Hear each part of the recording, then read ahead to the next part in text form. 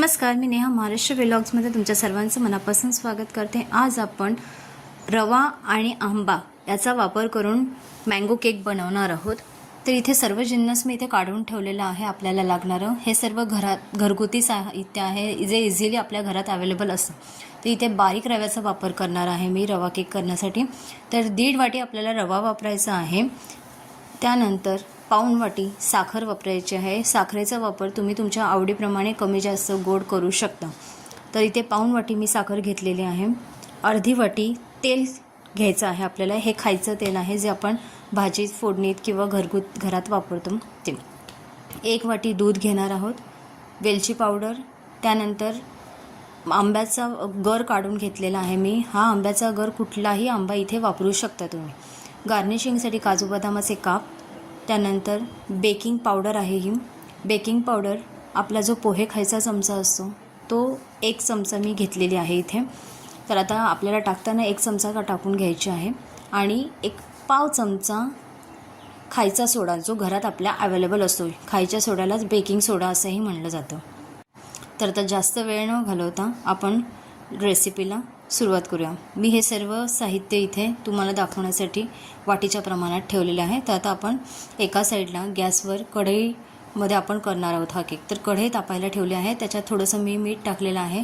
Stand छोटासा ठेवलेला आहे आणि तो तापायला ठेवला आहे। आता प्रीहीट करून घ्यायचा आहे। तर 10 मिनटं आपण प्रीहीट करून घेणार आहे। तोपर्यंत आपण इथे ही तयारी करून घेऊयात। तर पहिले एका मिक्सरच्या भांड्यामध्ये आंब्याचा गर काढून साखर घालून आपल्याला साखर मेल्ट करून घ्यायची आहे। त्यानंतर हा जो बारीक रवा आहे तो बारीक रवा ह्याच्यात आपल्याला टाकून घ्यायचा आहे। तेल टाकून घ्यायचं आहे। तर इथे मी हे छोटं मिक्सरचं भांडं वापरलं आहे। इथे तुम्ही शक्यतो मोठंच मिक्सरचं भांडं वापरा। तर अशा प्रकारे आता आपण तेल टाकून झाल्यानंतर हे सगळं मिश्रण व्यवस्थित मिक्सरला सगळं एकजीव करून घेणार आहोत। मी याच्यातच मिक्सरलाच फिरवताना थोडीशी वेलची पूड आणि आपलं जे 1 वाटी दूध घेतलं आहे ते सर्व दूध मी इथे टाकून घेणार आहे। खायचा सोडा, त्यानंतर बेकिंग पावडर, हे सर्व जिन्नस मी इथे टाकून घेणार आहे आणि सगळं एकत्रितरित्या हे मिक्सरला सगळं फिरवून घेणार आहे। दूध फक्त मी थोडं थोडं टाकून घेतलं होतं। तर आता बघू शकता तुम्ही 1 वाटी दूध टाकून अशा प्रकारे आपलं पूर्ण मिश्रण थिकसर झालेलं आहे। तर आता हे एका भांड्यात काढून आपण ते चांगलं चमच्याने हलवून घ्यायचं आहे। तुम्ही बघू शकता कन्सिस्टन्सी अशा प्रकारे हवी आहे। घट्ट एकदम पातळ पण आपल्याला इथे करायचं नाही आहे हे मिश्रण। तर इथे कुकरचा जो डबा होता भाताचा ज्याच्यात आपण भात लावतो त्याच भाताच्या डब्याला मी इथे तूप लावून घेणार आहे। तुपाचा वापर व्यवस्थितरित्या करायचा आहे। मी इथे हातानेच तूप लावून घेत आहे आणि त्यानंतर हे मिश्रण आपल्याला डायरेक्टली याच्यामध्ये टाकून घ्यायचं आहे। तर इथे आपल्याला जास्त वेळ घालवायचा नाही आहे। अशा प्रकारे आता डबा आपल्याला थोडा टॅप करून घ्यायचा आहे आणि त्यानंतर आपण जे काजू बदामाचे तुकडे घेतले होते ते तुकडे आपण इथे गार्निशिंगसाठी वरती लावणार आहोत, वापरणार आहोत। तर तुम्ही तुमच्या आवडीप्रमाणे अख्खे तुकडे किंवा बारीक पावडर करून टाकले किंवा अर्धवट कापले तरीही चालू शकणार आहे। तर मी अशा प्रकारे बदामाचे जे काप होते ते थोडे अर्धवटरित्या कापले होते आणि काजू जो आहे तो अशा प्रकारे अख्खा ठेवणार आहे मी इथे डेकोरेशनसाठी।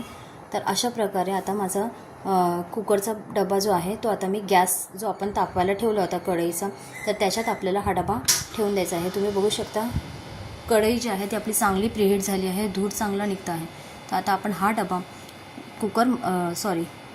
कढईमध्ये ठेवून आपल्याला हे झाकण ठेवून द्यायचं आहे कढईवर पूर्णपणे आणि अशा प्रकारचं एखादं जाड वस्तू आपल्याला ठेवायची आहे त्याच्यात। तर आता बरोबर 45 मिनटं मी हे मिश्रण गॅसवर ठेवलं होतं मंद गॅसवर। तर 45 मिनटानंतर आता हे व्यवस्थित आपलं शिजलं गेलं आहे। चाकूच्या साहाय्याने बघितलं तर कुठेही आपल्याला हे लागलेलं नाही, याचाच अर्थ व्यवस्थित आपला केक तयार झालेला आहे। तर आता हे सगळं मी एका डब्यामध्ये काढून एका ताटात काढून आपण गार करायला ठेवणार आहे। पूर्ण गार झाल्यानंतरच आपल्याला केक काढून घ्यायचा आहे, कारण जर गरम असताना आपण केक काढला तर त्याचे तुकडे होऊ शकतात, केक पूर्णतः निघणार नाही। तर अशा प्रकारे चाकूच्या साहाय्याने कडा मोकळ्या करून आपल्याला ताटामध्ये केक काढून घ्यायचा आहे। तुम्ही बघू शकता केक व्यवस्थितरित्या कढईमध्ये चांगला बेक झालेला आहे। तर खूप स्पॉन्जी झालेला आहे केक, व्यवस्थितरित्या शिजला गेला आहे, सर्व बाजूने कुठेही कच्चा राहिलेला नाही आहे। तर असा सुंदर केक आपल्या घरगुती साहित्यामध्ये तयार झालेला आहे। तर आता मी तुम्हाला कापून दाखवते एक स्लाईस। तर अशा प्रकारे तुमच्याकडे जर घरात कोणाचा बड्डे असेल किंवा कधी काही असंच करायचं असेल मुलांसाठी, तरी तुम्ही इझिली हा केक घरातल्या साहित्यात करू शकता. तर आता रवेदार केक झाला आहे, मस्त फ्लफी झालेला आहे, स्पॉन्जी झालेला आहे.